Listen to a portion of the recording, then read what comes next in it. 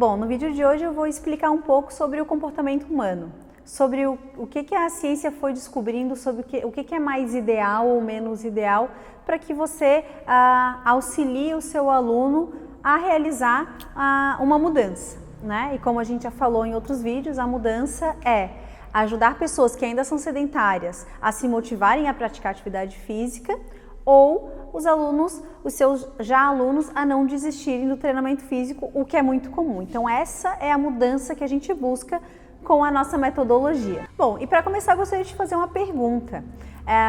Quando você prescreve o treino para o seu aluno participa de alguma forma da prescrição de treino?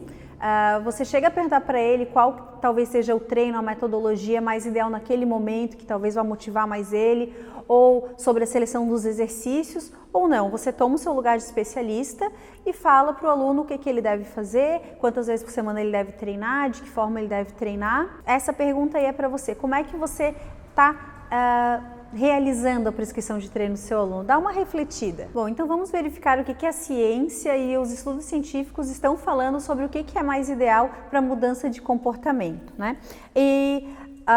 Eles começaram a observar alguns profissionais com alguns grupos de pessoas que precisavam fazer alguma mudança comportamental. Então observaram grupos de fumantes, com alcoólatras, com hipertensos, com obesos, com vários grupos de pessoas diferentes. E eles começaram a perceber que algumas pessoas tinham uma maior adesão ao tratamento ou ao treinamento, né?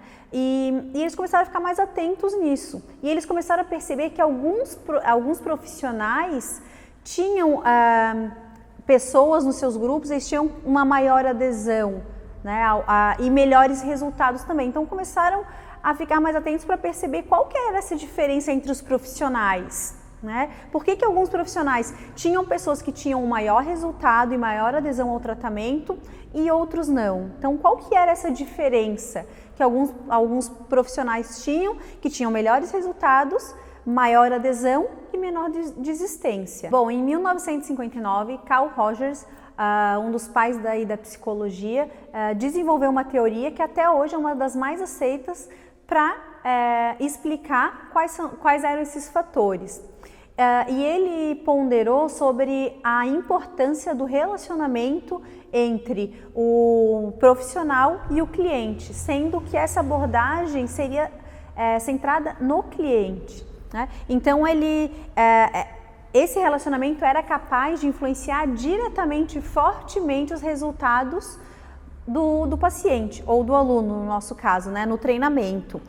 Então o principal fator, ele identificou um dos principais fatores, que era a empatia, a forma que esse profissional se relacionava com essas pessoas, né? De que forma que ele se comunicava. Então, quando ele se comunicava de uma forma mais acolhedora, mais empática, tinha uma maior receptividade pelas pessoas, de aderir ao tratamento, de ter uma maior adesão. Quando esses profissionais eles se comunicavam de uma forma que não confrontava, não era tão diretiva, as pessoas colaboravam mais, tinham uma maior adesão, melhores resultados e, consequentemente, uma menor desistência. Para exemplificar, é só você pensar como você recebe, por exemplo, um conselho de uma pessoa ou de outra. Às vezes, para certas pessoas, nós temos um maior acolhimento, e para outras pessoas, normalmente, nós temos uma menor abertura. A gente não recebe um conselho tão bem assim. E por que isso acontece, né? Porque muitas vezes depende de como essa pessoa se relaciona comigo. Se ela se comunica de uma forma mais diretiva, mais confrontativa, nós não nos sentimos tão à vontade, tão abertos para aquele conselho. Já quando a pessoa nos escuta, nos entende, tem uma forma mais acolhedora e mais empática de se comunicar, de se relacionar conosco, nós temos uma maior abertura e uma possibilidade maior de colaboração. É a mesma coisa quando a gente se determina a fazer algo. Por exemplo, o marido, ele se determina a acordar todo dia às 6 da manhã e praticar atividade física, né? E chega a esposa e se antecipa essa notícia, chega para ele e fala: fulano, por que tu não vai praticar atividade física? Tá meio barrigudo, hein? Bem que tu podia. É capaz do marido nem querer fazer a vontade pessoal dele, porque a esposa chegou e quis mandar nele, né? Ela falou para ele: para ele fazer algo. E a gente tem isso naturalmente dentro de nós, que é proteger a nossa liberdade, o nosso poder de escolha. Então nós temos essa tendência de defender o nosso poder de escolha, né? Então eu faço porque eu quero, não porque alguém mandou. E os avanços da ciência nos ajudaram a compreender o que a gente vinha fazendo de errado, por exemplo, na prescrição do nosso aluno.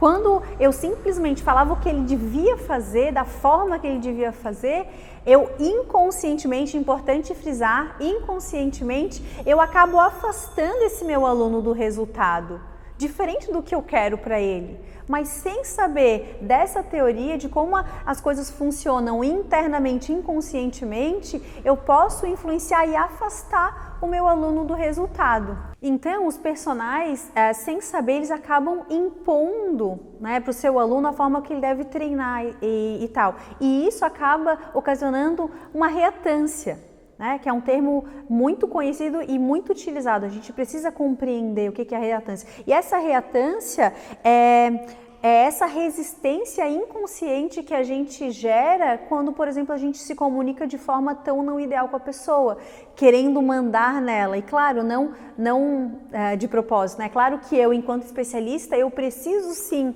prescrever para o meu aluno. Mas por que eu não posso perguntar para ele a opinião dele? Ou por que eu não posso oferecer duas formas de treinamento diferentes, duas dinâmicas diferentes e pergunto para o meu aluno qual que vai ser, talvez, o treinamento que vai motivar ele mais naquele momento? Eu escuto, quando eu estou aberto a escutar, eu também tenho uma abertura maior do meu aluno.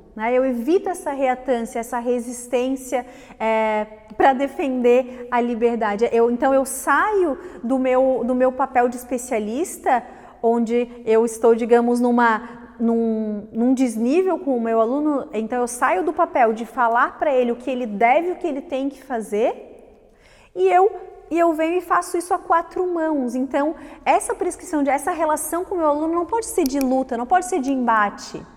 Tem que ser como se fosse uma dança, um precisando do outro, um escutando o outro. E é aí que eu vou conseguir um comprometimento maior do meu aluno em relação ao treinamento que eu estou propondo para ele. Então, quando a gente fala para o nosso aluno o que ele deve fazer, o que ele tem que fazer, eu acabo ativando sem querer a reatância desse aluno. Eu posso afastar ele do objetivo, que é manter ele treinando. Para exemplificar, foram observados algumas famílias em terapia de família, né? Alguns estudos, e notou-se o terapeuta, a cada 2 semanas ele mudava a abordagem.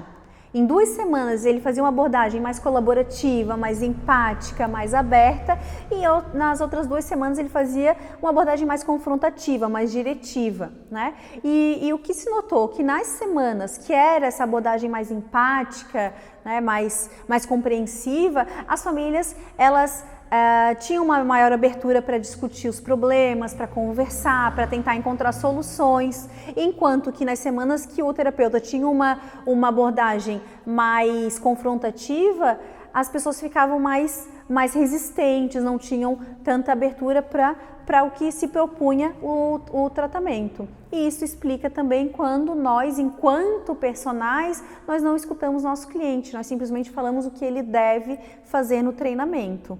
Mas você deve estar se perguntando, Tabi, mas então tudo que a gente fez até agora estava errado? Sim, estava errado.